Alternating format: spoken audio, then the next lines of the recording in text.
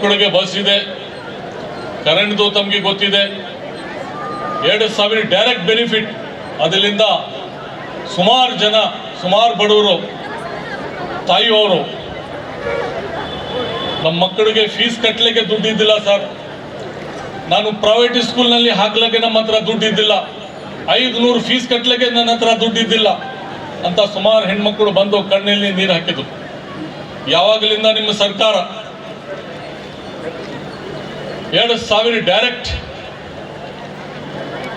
ನಮ್ಮ ಮನೆಗೆ ಕಟ್ಸಲತ್ತಾರೆ, ಅದರಿಂದ ನಾನು ನಮ್ಮ ಮಕ್ಕಳಿಗೆ ಸ್ಕೂಲ್, ಪ್ರೈವೇಟ್ ಸ್ಕೂಲ್ನಲ್ಲಿ ಹಾಕಿದ್ದೇನೆ. ಅವ್ರದ್ದು ಭವಿಷ್ಯ ಮುಂದೆ ಹಸ್ತಾಂತರ ಮಾಡ್ತಾರೆ ಮಾನ್ಯ ಸಚಿವರಿಗೆ. ನಿಮ್ಮೆಲ್ಲರ ಗೌರವಪೂರ್ವಕ ಚಪ್ಪಾಳೆ ಈ ಕಾರ್ಯಕ್ರಮದ ಮೂಲಕ ನಾವು ಸಾಕ್ಷಿಯಾಗೋಣ. ಕನ್ನಡದ ಆದಿದೇವತೆಯಾಗಿರ್ತಕ್ಕಂಥ ಹಂಪಿಯಲ್ಲಿ ನೆಲೆಸಿರುವ ಭುವನೇಶ್ವರಿಯ ದೇವಸ್ಥಾನದಿಂದ ಪ್ರತಿ ಅಸ್ಮಿತೆಯನ್ನು, ಕನ್ನಡದ ಪ್ರಜ್ಞೆಯನ್ನು ಜಾಗೃತಿ ಮೂಡಿಸ್ತಕ್ಕಂಥ ಕಾರ್ಯಗಳಲ್ಲಿ ಬಂದು ಹಂಪಿಯ ತಾಯಿ ಭುವನೇಶ್ವರಿಯ ದೇವಸ್ಥಾನದಿಂದ ಈಗ ಗೌರವಾನ್ವಿತ ಸಚಿವರಿಗೆ ಹಸ್ತಾಂತರಿಸ್ತಾರೆ.